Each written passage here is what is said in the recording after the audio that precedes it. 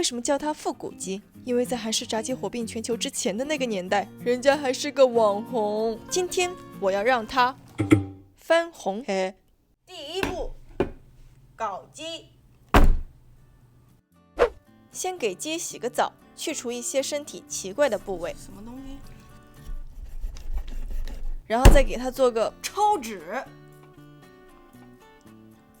做一个酱料，2勺橄榄油，1小勺盐，1小勺胡椒粉，8个蒜瓣捣成蒜泥，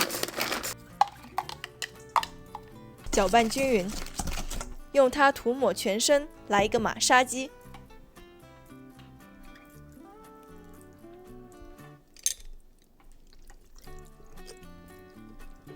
用绳子给它绑脚，这不是必要的一步，因为后面我把它脚给剁了。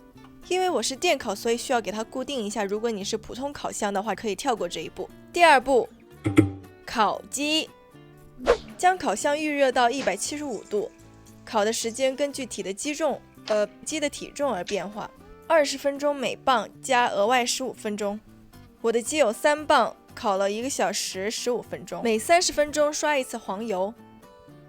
用普通烤箱的同学还要记得中途给鸡翻个身。